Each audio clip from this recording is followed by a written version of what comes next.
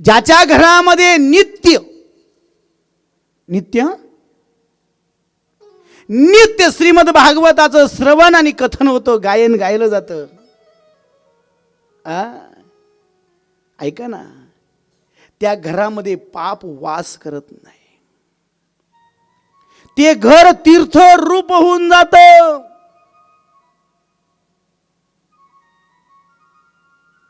तो भूताचा का बंगला असे ना,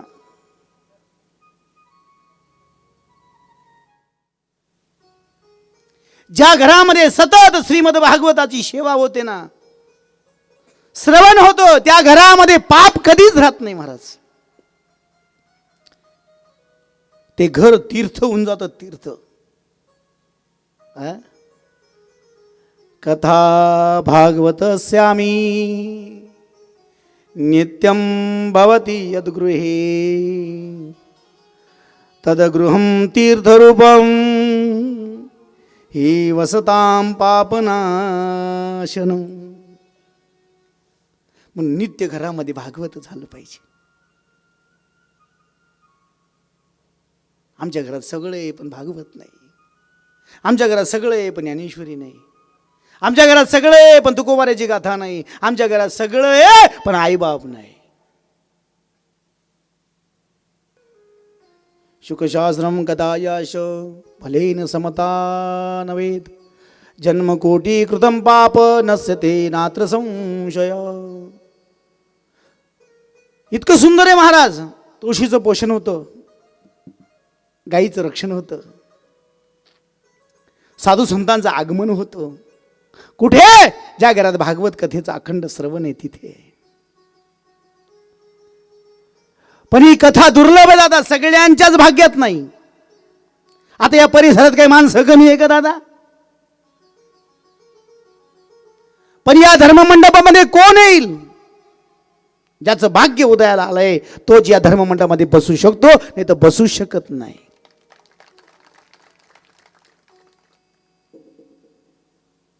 त्याच्यासाठी कोटी जन्माचं पुण्य असावं लागतं. कोटी जन्म समुत्थेन पुण्य नैवेन तु लभ्यते. याचा लाभ केव्हा होतो महाराज? जेव्हा अनंत जन्माची पुण्य उदयाला येते तेव्हा आपल्याला श्रीमद भागवत कथेचा लाभ होत असतो. त्यावर शौनक विचारतात सनकादिकांना, सुतजींना, मग तुम्ही जी श्रीमद भागवत कथेचा एवढा महिमा सांगतायत ना, मग त्या श्रीमद भागवत कथेच्या ना कोणाकोणाचा उद्धार झाला ते सांगा. आमच्या तुकाराम महाराजांनी शॉर्टकट सांगितलं. तुका म्हणे तुम्ही विचारावे ग्रंथ तारिले पतित नेनो किती. तुम्ही ज्या भागवत कथेचं महत्व सांगतायत ना, एवढा महिमा सांगतायत, मग त्या भागवत कथेच्या श्रवणाने कोणाकोणाचा उद्धार झाला ते सांगा. सूत सांगता शौनक हो,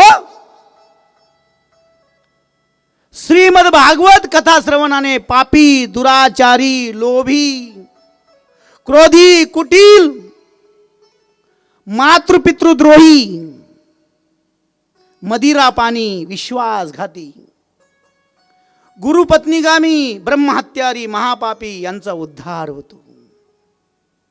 त्यावेळेला सूतजी सांगतात शौनक हो, त्या संबंधाने तुम्हाला एक कथा सांगणार आहे. सूतजी सांगतात की एक तुंगभद्रा नावाच्या नदीच्या काठावर एक आत्मदेव नावाचा ब्राह्मण राहत होता. ब्राह्मण सच्छील होता, प्रामाणिक होता, धर्मपरायण होता. त्याचे आचार विचार क्रिया शुद्ध होत्या. नेहमी भगवंताचं चिंतन करायचं, सदाचारानं सद्विचारानं जीवन जगायचा. ब्रह्मकृत्य अतिशय चांगल्या सुंदर पद्धतीने संपन्न करायचा. श्रीमंत होता, ऐश्वर्यवान होता, धनवान होता, संपत्तीवान होता.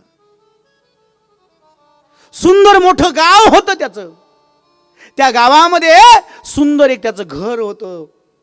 त्या घरामध्ये सगळा संसार त्याचा सुखाचा भरलेला होता. त्याच संसारामध्ये त्याला एक धुंदुली नावाची पत्नी होती. ब्युटी पार्लरला न जाता सुंदर दिसायची.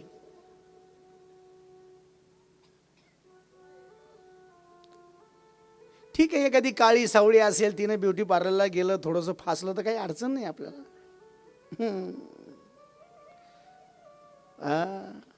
पण जी दिसायलाच सुंदर आहे मुळात, आणि एक गोष्ट सांगू का, स्त्री मुळातच सुंदर आहे, मग ती कोणत्याही कलरची असू द्या, तिला सजायची गरज नाही. तिने सजायचं असेल ना, तिने कमरेपर्यंत वेणी वाढवली पाहिजे. तिला सजायचं असेल ना, तिने भुवया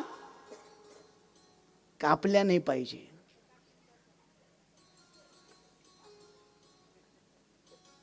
तिला सजायचं असेल ना, तिने कपाळाला कुंकू लावला पाहिजे. त्या कुंकुवाच्या खाली माझ्या पांडुरंगाचा काळा भुक्का लावला पाहिजे. डोळ्यात काजळ भरलं पाहिजे. कानामध्ये सुंदर असे डूल घातले पाहिजे. गळ्यामध्ये पवित्र मंगलसूत्र घातलं पाहिजे. अंगावर भारतीय संस्कृतीला शोभेल असं वस्त्र, साडी परिधान केली पाहिजे. पण ते आता ते काय घालतात ते, गाऊन. काय हुशार आहे तो महिला.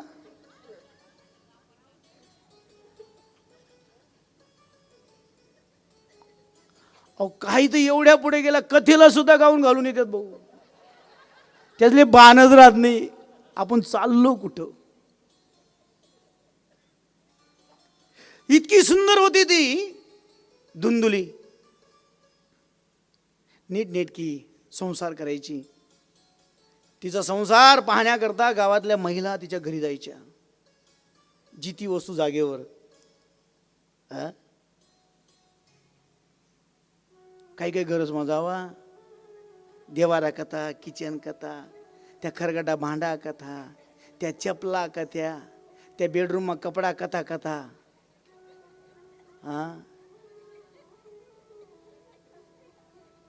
प्रत्येक कोपराले त्या बाल बाल बाल.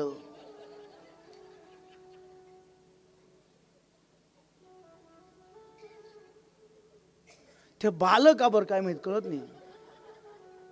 ते मला कोणतं सांगितलं, दिगंबर भाऊ ते 2000 रुपये किलो विकले जातात म्हणे. बाप, बाल लेने वाला 2000 रुपये किलो. बरं, बाल केस इकून तुम्ही घेता तरी काय ज्ञानेश्वरी? ज्ञानेश्वरी घेतली तर माझी काय अडचण नाही, का सगळे काढून टाका. पण बाल इकून तुम्ही काय घेता बघूनी.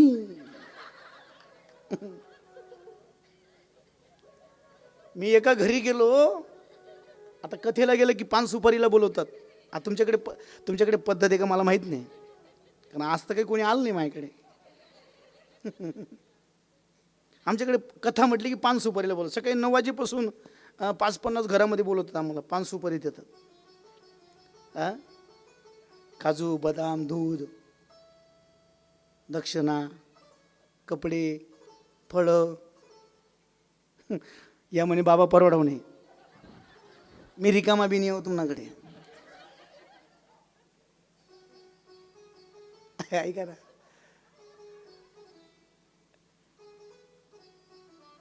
एकाच्या घरी याची पान सुपारीला गेलो, कथा चालू होती माझी. ते म्हणे बाबा आज भाग्य उदयाला आलं. म्हणतं काय? म्हणजे तुम्ही आमच्या घरी आले, आज मस्त चहा बनवते. म्हणतो चहा तर नेहमीच मस्त बनतो, आज विशेष बनेल म्हणे. म्हणतो का बरं? म्हणे आज नवी बोगुनीशी म्हणे. म्हणतो ताई लगीननी बोगुनीशी का? नाही म्हणे, आई केसच वर घ्यायची, तुला चहा तर शिलगाव आते लय नको.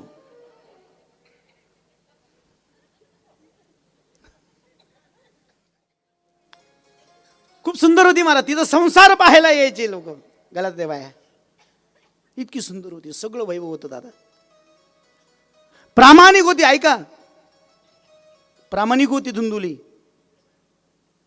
पती पत्नीचं संयमाचं जीवन होतं, पवित्र जीवन होतं पती पत्नीचं, सगळं होतं त्यांच्याकडे, पण त्यांना वंशाला दिवा नव्हता. एक दिवशी आत्मदेव आपल्या वयाकडे पाहून म्हटलं, अरे आपलं वय चाललंय होऊन, आपण वार्धक्याकडे चाललोय. सगळं देवाने दिलं आपल्याला,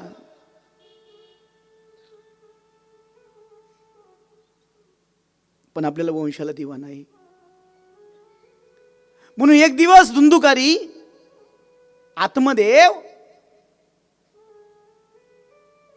तुंगभद्रा नदीच्या काठावर गेला आणि पाण्याकडे पाहत पाहत खिन्न मनाने पाहू लागला.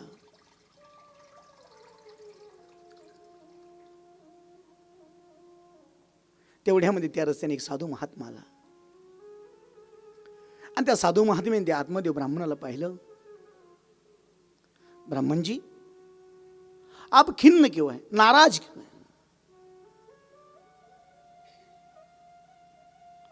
आत्मदेव ब्राह्मणांनी पाय धरले.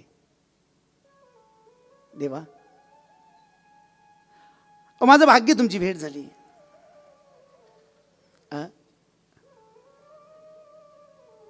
सगळे माझ्याकडे आंबर वृक्ष आहे दारात, गाईचं गोठण आहे, वैभव आहे, काहीच कमी नाही, पण माझ्या वंशाला दिवा नाही.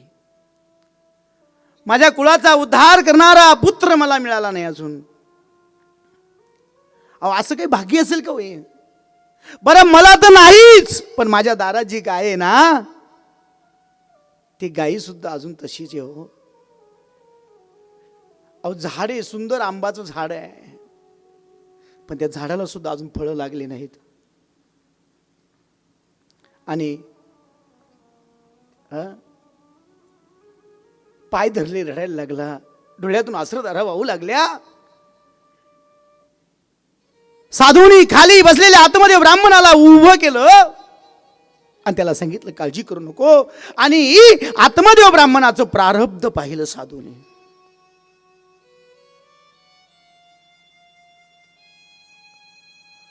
आपण सांगितल्यावरून आपली गाय वांज आहे, आपल्या दारामध्ये वृक्ष आहे, त्याला फल नाही, आणि तुम्हाला सुद्धा वंश नाही. याचं कारण तुमचं कर्म.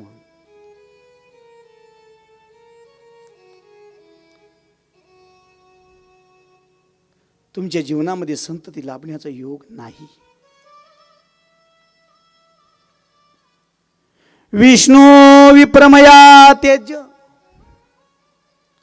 प्रारब्धं तु विलोकितं सप्त जन्मावधी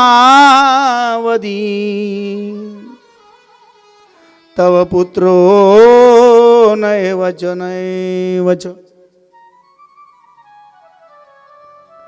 अहो ब्राह्मण देवा, या जन्मात काय, पण पुढील 7 जन्मामध्ये तुम्हाला संतान होणार नाही असं तुमचं कर्म सांगतंय, प्रारब्ध सांगतंय.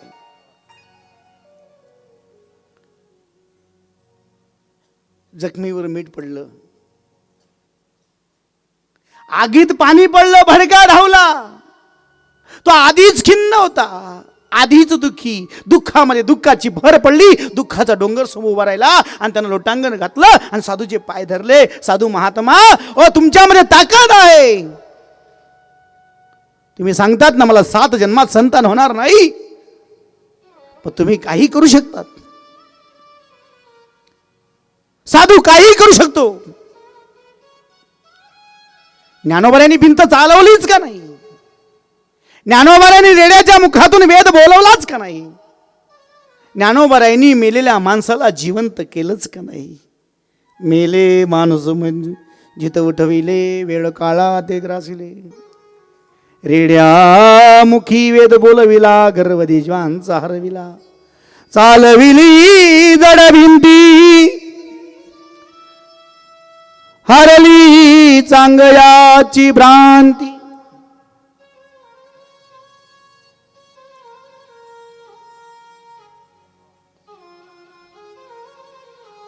तुम्ही काही करू शकतात.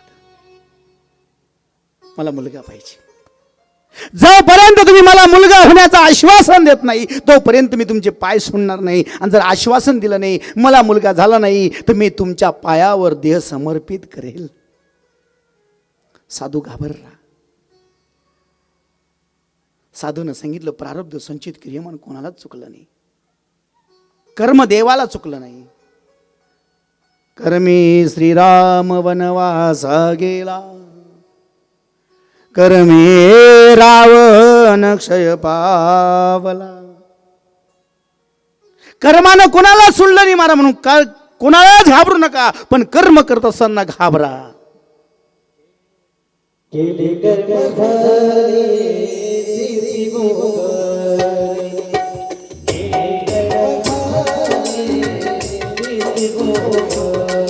हा हा, त्याची कर्म झाले त्याची भोगाले, जे जे कर्म झाले त्याची भोगाले.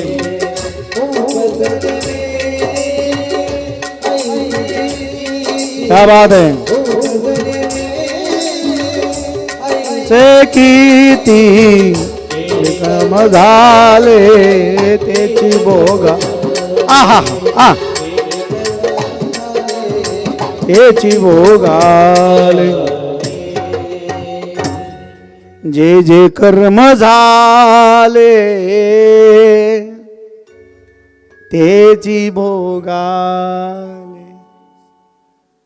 उपजले मेले ऐसे किती.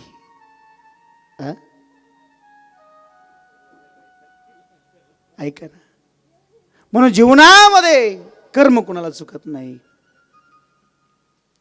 ए ब्राह्मणा, कर्म चुकणार नाही. प्रयत्न करू नको, प्रयत्न करू नको संतान प्राप्तीचा. पण ऐकायला तयार नाही, पाय सोडायला तयार नाही, आत्महत्या करेल तुझ्या पायावर. साधू म्हटला, मला ब्रह्म हत्येचं पाप लागेल. त्याला उभा केला, त्याला पुन्हा समजून सांगितलं. नाही ऐकलं ब्राह्मणानं. शेवटी साधूनं आपल्या झोळीमध्ये हात घातला, एक फळ काढलं आणि त्या ब्राह्मणाचा समाधानासाठी त्याच्या हातात दिलं आणि सांगितलं, बाबा पण लक्षात ठेव, जे आपल्या भाग्यात नाही ते मिळवण्याचा प्रयत्न केला तर दुःख मिळत असतं. म्हणून काही लोकांच्या भाग्यात संपत्ती नसते, घरदार नसतं, ऐश्वर नसतं, पण ते वाम मार्गाने मिळवण्याचा प्रयत्न करतात. त्यांना मिळतं, पण त्यांचं दुःख त्यांना भोगावंच लागतं. त्याच्यासाठी तुम्ही किती भुयारी गटारी करा, शोध लागतोच दादा. फळ दिलं जा, तुला मुलगा होईल, तुझं समाधान होईल, पण याचं फळ तुला भोगावंच लागेल. कारण फळ दिलं ना, फळ भोगावंच लागेल. त्याला क्षणिक आनंद झाला, आनंदाने घरी गेला. धुंदुलीने पाहिलं, आज आपला मालक आनंदात आहे. पुढे सरकून बसा, सरका पुढे, पुढे या. असं मागे थंडी वाजते, या पुढे या. हा, तुम्ही नका पाहू मागे, कारण उशिरा आलेल्या पाहुण्यांची काळजी केली पाहिजे आपण. नाही नाही, राहू द्या, नाही बसू द्या, त्यांना नका सरकू. नाही नाही, ते उशिरा जे पाहुणे येतात ना त्यांचं सहकार्य केलं पाहिजे ना त्यांना. ऐका ना. गोपाल, तुमना आवाज कसा काय. राधा रानी सरकार की.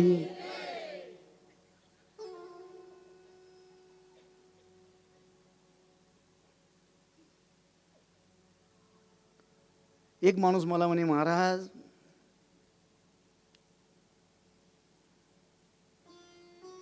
तुमचं ऐकतात म्हणे ते.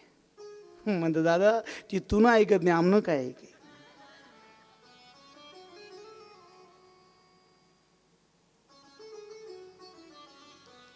गोपाल,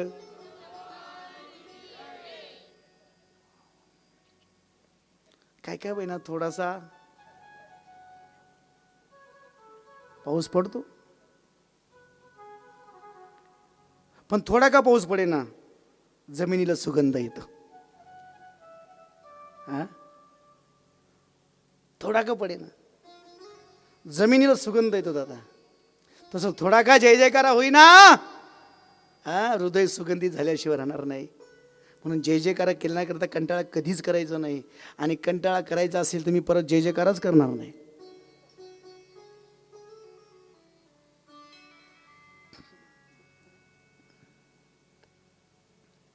पत्नीने पाहिलं, पती आतमध्ये आनंदात दिसतात. काय भानगड आहे?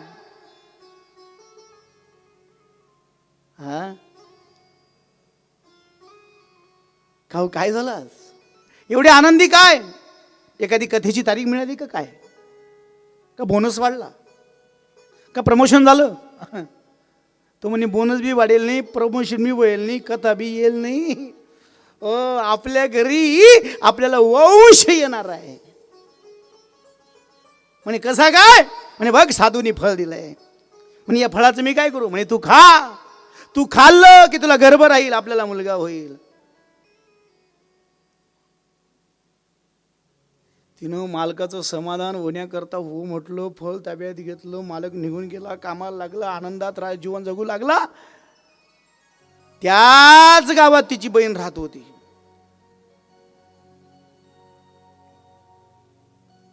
बर, तिचं प्रारब्ध वेगळं आणि हिचं प्रारब्ध वेगळं. नीट ऐका जरा. हिच्याकडे सगळं होतं पण संतान नव्हतं. तिच्याकडे काहीच नव्हतं पण 9 मुलं झाली होती तिला. जटे खावाल नाही तोटे पोर, आणि जटे खावालची तोटे पोरच नाही दादा.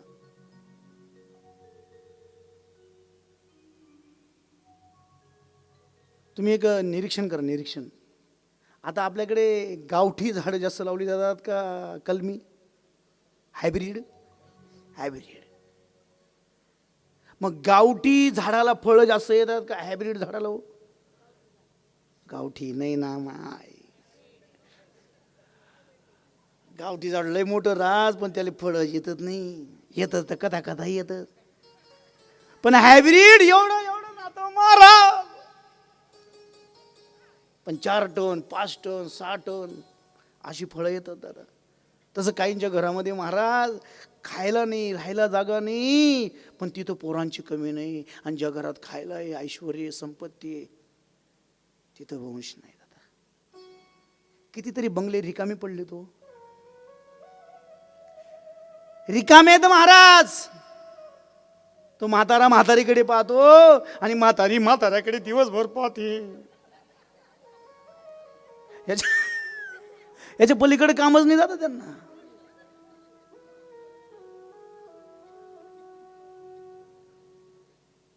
खेडेगावामध्ये 2 मुलं असतात.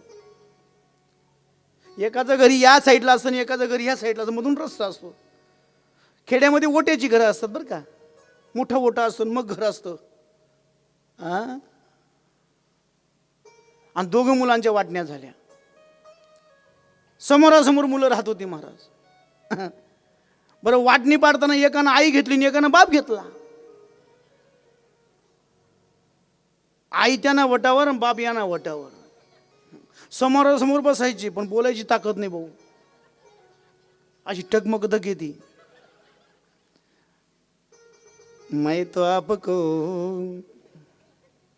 देखती रहूं, मैं तो आपको देखती रहूं. म्हातारा म्हणतो तू तो ऐसा देखा करो.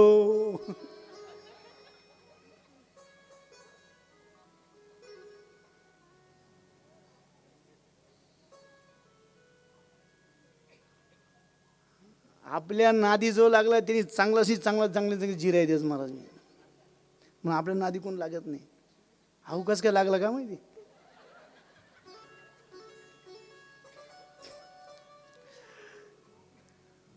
घोडे सुंदर आहे महाराज.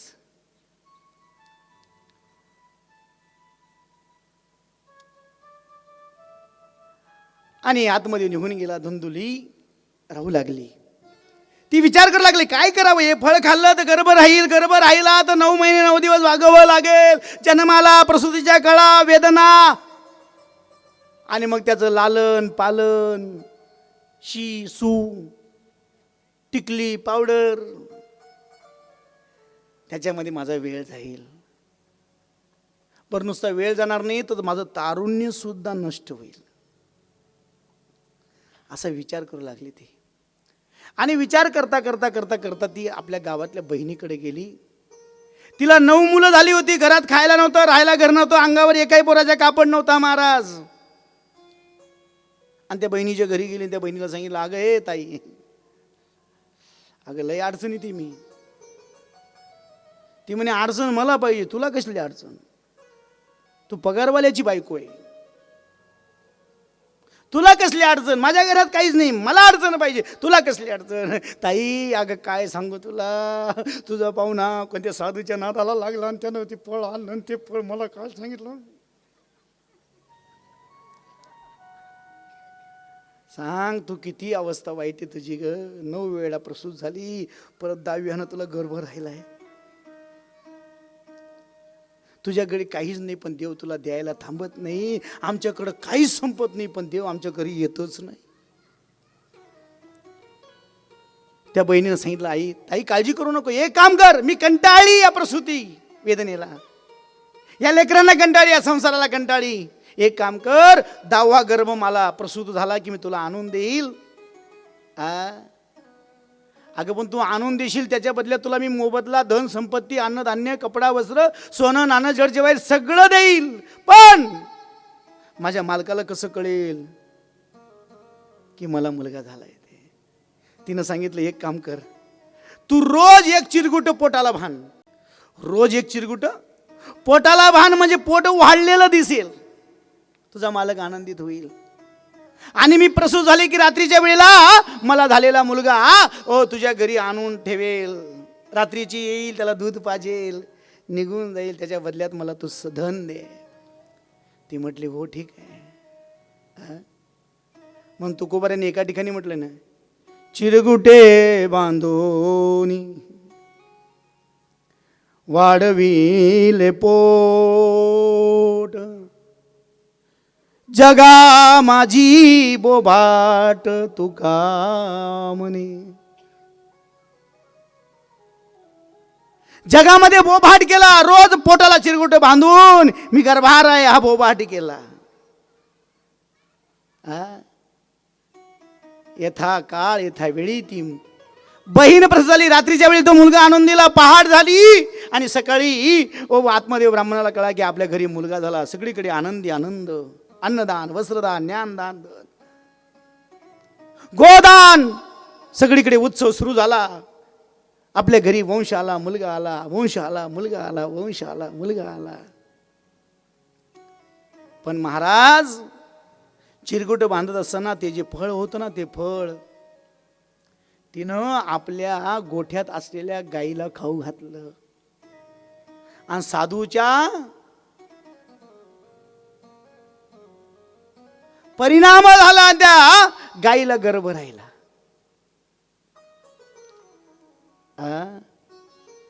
इकडे धुंदुकाली नाव, धुंदुलीच्या पोटी जन्माला आला म्हणून त्याचं नाव धुंदुकारी ठेवलं. आणि 3 महिन्यानंतर गाईला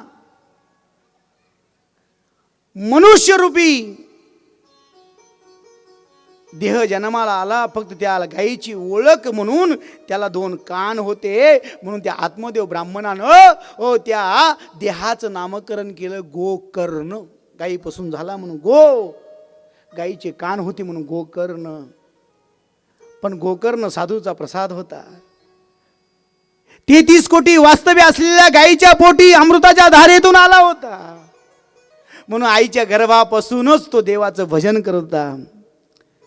श्री कृष्ण गोविंद हरे मुरारी, हे नाथ नारायण वासुदेवा.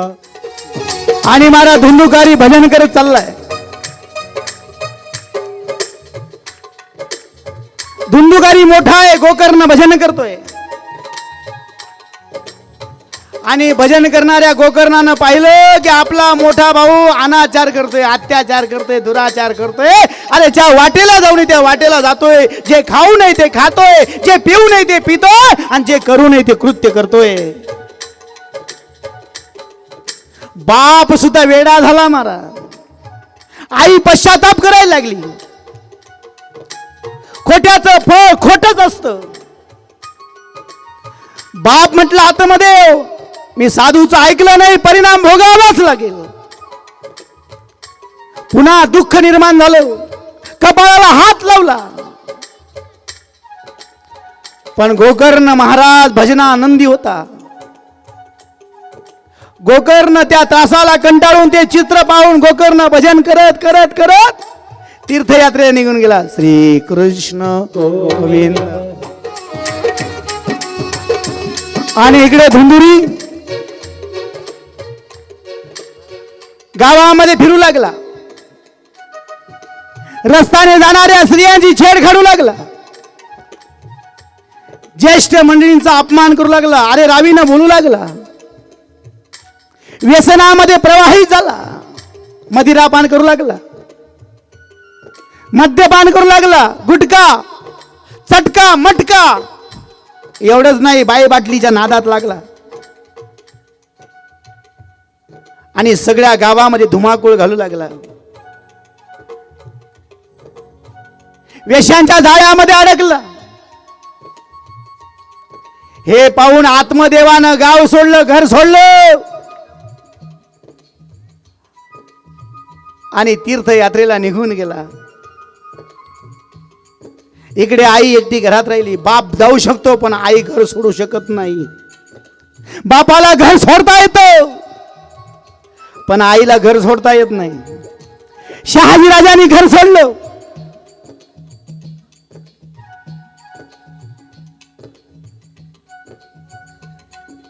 पण जिजाबाईनं गड नाही सोडला. जर जिजाबाईनं गड सोडला असता तर छत्रपती शिवाजी राजाला आई तुळजाभवानीची उपासना करायला सांगणार कोणी शिल्लक राहिलं नसतं.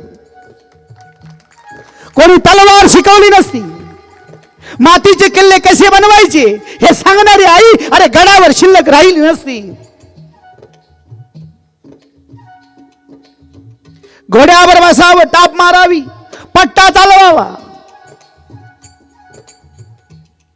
समाज भावनेचे, राजकारणाचे, नीतिमत्तेचे, आचारा विचाराचे धडे देणारी आई गडावर थांबली होती. आईला घर सोडता येत नाही. दादा आतमध्ये निघून गेला, गोकर्ण निघून गेला, पण आई आपल्या घरातच राहिली. तिच्या जवळचा पैसा, सोनं नाणं तिला मारून जोडून चुकीच्या कर्माचं फळ भोगावंच लागतं. मालकाच्या विरहित जीवन जगलं की त्याचं दुःख भोगावंच लागतं रे. म्हणून जीवनामध्ये सगळ्यांची खोटं बोला, आपल्या मालकाशी कधी खोटं बोलू नका. सगळ्यांच्या विरोधात जा पण आपल्या मालकाच्या विरोधात कधी जाऊ नका. सगळ्यांचा घात करा पण आपल्या मालकाचा कधी घात करू नका. कारण या जगामध्ये तुमचं कोणीच नाही तुमच्या मालकाशिवाय, लक्षात ठेवा. आणि जिनं मालकाचा विश्वासघात केला त्यांना त्यांचं फळ भोगावंच लागतं दादा. तिनं विश्वासघात केला होता आत्मदेवाचा आणि त्याचं फळ तिला भोगावंच लागेल. रडायला लागली, धुंदूक आली, वेश्यांच्या जाळ्यात अडकला. घरातलं सोनं नाणं आईला मारझोड करून नेऊ लागला. वेश्यांच्या स्वाधीन करू लागला. पैसा कमी पडतो तर चोऱ्या माऱ्या दरोडे टाकायला लागला. एक दिवशी त्यानं सगळे वेश्या घरात आणून ठेवल्या. आई एका कोपऱ्यात बसली होती. आईला रडण्याशिवाय पर्याय नव्हता.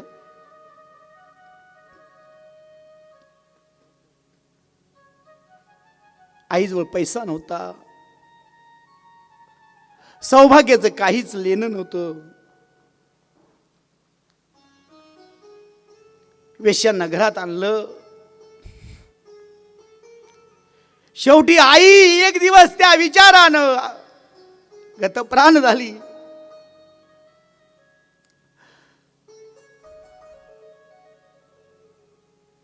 आई संपली की सगळं संपलं, बाप संपला की सगळं संपलं दादा.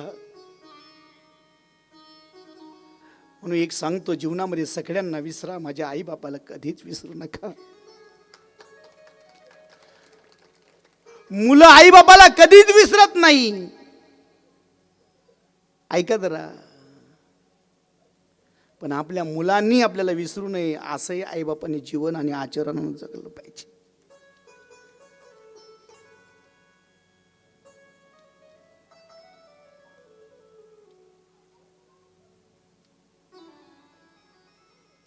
म्हणून एक संघ राहा, एका विचारानं राहा, एका परिवारात राहा, कुठेही राहा, आनंदात राहा.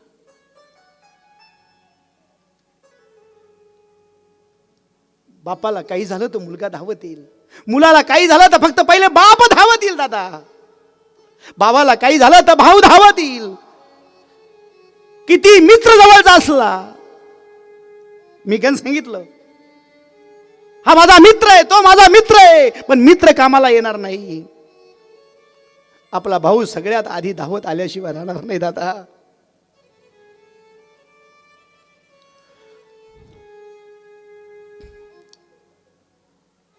आणि आपल्याला भाऊच मुक्त करेल.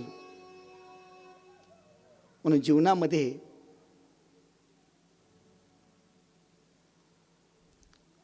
ती गतप्राण झाली. वेश्यांच्या घरामध्ये राहू लागला, वेश्यांना आणून राहू लागला. त्यांचं संगोपन करण्याकरता, त्यांचे लाड पुरवण्याकरता चोऱ्या दरोड्या करू लागले. एक दिवशी धुंदुकारीनं एवढा मोठा दरोडा टाकला आणि अथांग अमाप धन आणलं महाराज. तो दरोडा त्यानं एका राजाच्या राजमहालावर टाकला होता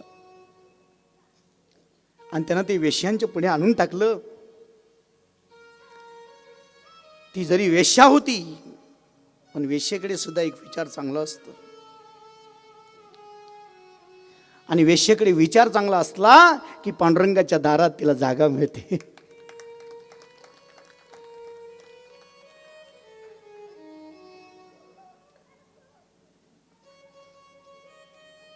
ती म्हटली, यानं एवढं धन कुठून आणलंय? पण त्या वेश्यांनी त्याला विचारलं, का रे बाबा हे कुठून आणलं एवढं धन? त्यानं सांगितलं, राजाच्या दरबारात दरोडा पडलाय.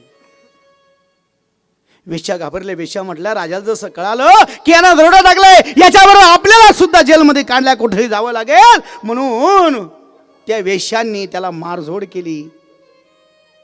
लाथाबुक्यांनी, काठीनं मारलं, हत्यारानं मारलं. मरत नव्हता महाराज. चुलं जळत होतं,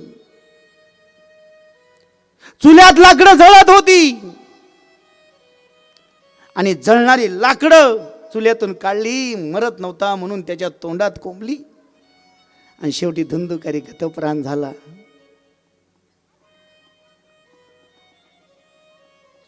आणि त्या वेश्यांनी पुरुषभर खड्ड केलं.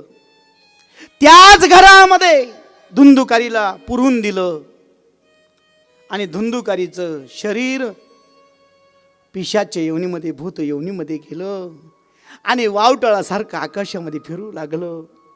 त्याला अन्न मिळत नाही, पाणी मिळत नाही, बसायला जागा मिळत नाही, सावली मिळत नाही. तो कोणी पाहू शकत नाही, कशाला स्पर्श करू शकत नाही. आणि शेवटी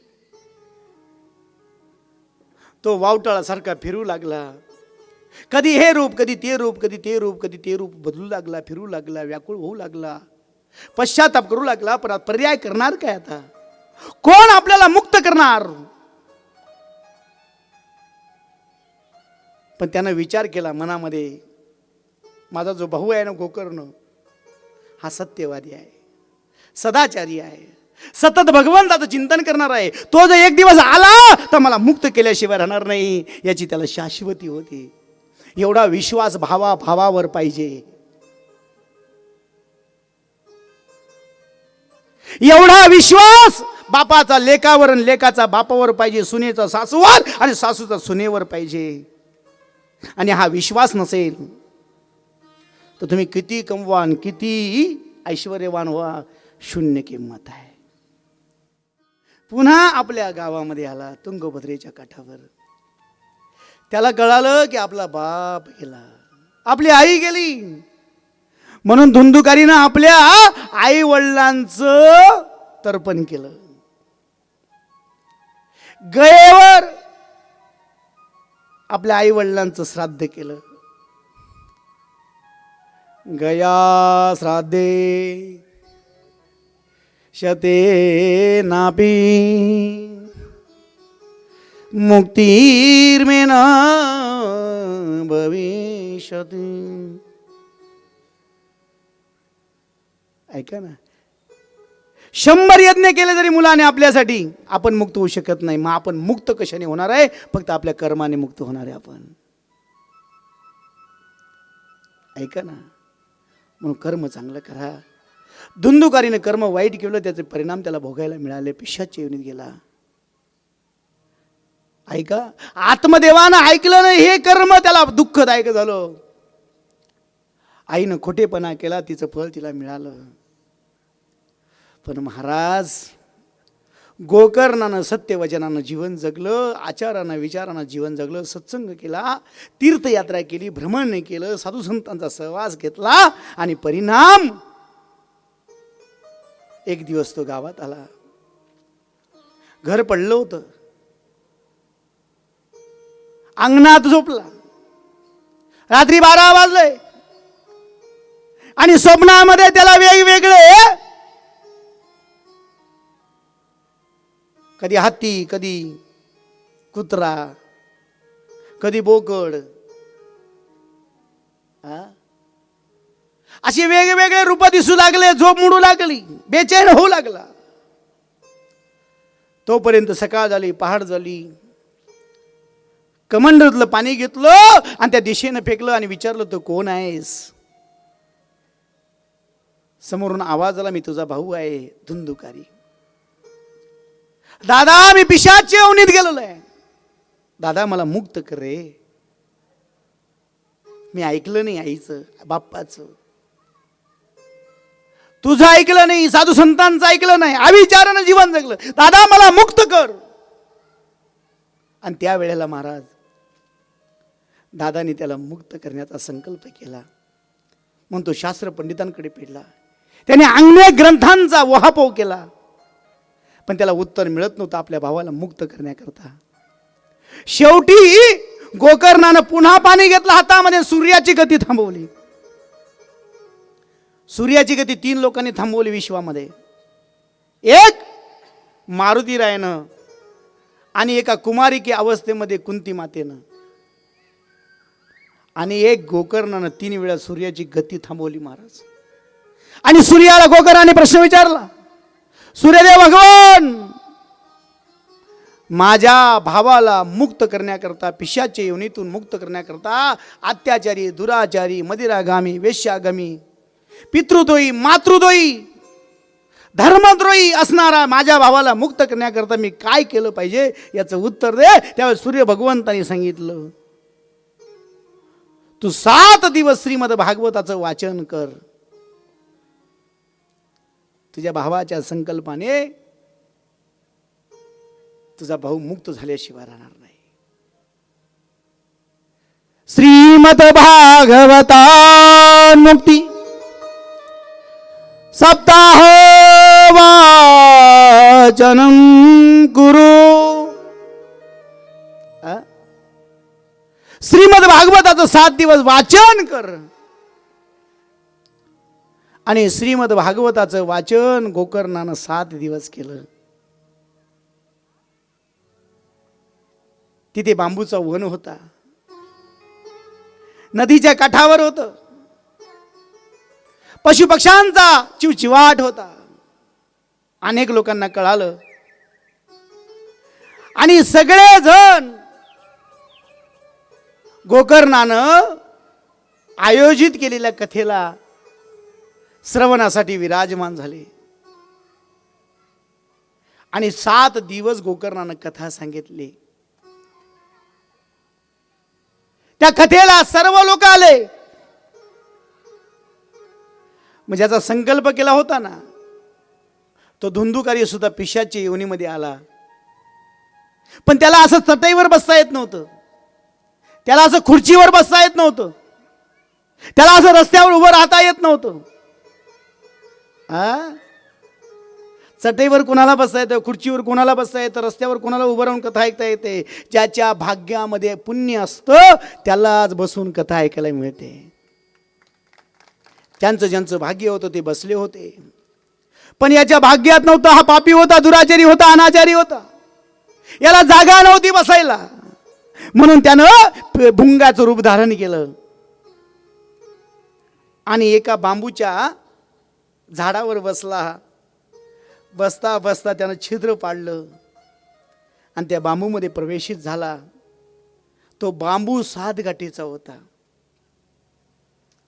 हा सुद्धा एक बांबूचे बरं का. हा कोण आहे? मी नाही बरं.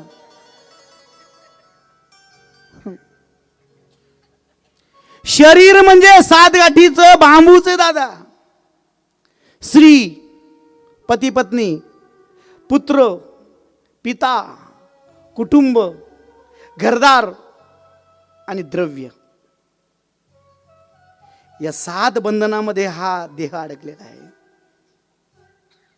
हा देह स्त्रीमध्ये अडकला आहे, हा देह पती पत्नीमध्ये अडकला आहे, हा देह पुत्रामध्ये अडकला आहे, हा देह पित्यामध्ये अडकलाय, कुटुंबामध्ये अडकलाय, घरदारामध्ये अडकलाय, द्रव्यामध्ये अडकलाय. या 7 गाठी.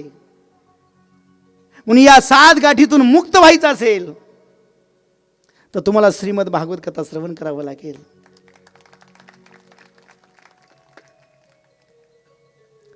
मग तो 7 गाठाचा बांबू होता, त्याच्यात प्रवेश केला आणि 7 दिवस त्यानं 7 दिवस नित्यनेमानं महाराज कथा ऐकली बांबूमध्ये बसून. धुंदुकारीनं भुंग्याच्या रूपामध्ये. पहिला दिवस झाला 1 गाठ फुटली, दुसरा दिवस झाला 2री गाठ, तिसरा दिवस 3री गाठ, चौथा दिवस 4थी गाठ, 5वी गाठ, 6वी गाठ, 7वी गाठ आणि बांबूचे 2 तुकडे झाले. आणि त्या बांबूमधून एक सुंदर असा देह प्रगट झाला. का? त्यानं अनासक्त होऊन सगळा विचार डोक्यातून काढून अतिशय शुद्ध अंतकरणाने त्यांनी कथा श्रवण केली. 7 गाठी सुटल्या, दिव्य देह मिळाला. तेवढ्यामध्ये एक आकाशातून एक विमान उतरलं. देवदूतांनी त्याला विमानात बसवलं आणि ते विमान घेऊन धुंदुकारीला घेऊन गेले. गोकर्ण नाराज झाले. गोकर्ण म्हटले, हे देवा, अरे या सगळ्या लोकांनी कथा ऐकली, तू त्यालाच का नेलं, या सगळ्यांना का नेलं नाही? जायचंय का? नाही.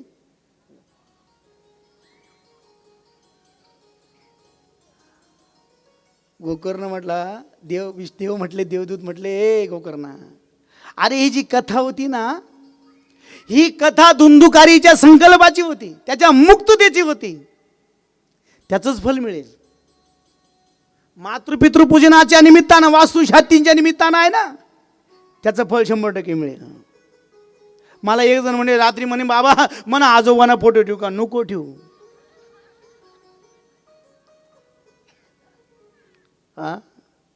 फोटो ठेवून करतो काय?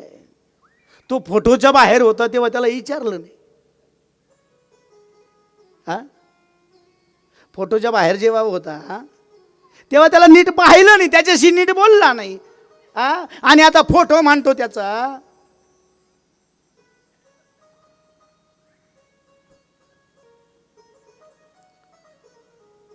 कथा काय ऐकायची 7 दिवस? आशा पाश शतैर्बद्धा. संसारातून या सप्त बंधनातून मुक्त होण्याकरता कथा ऐकायची. आणि त्यावेळेला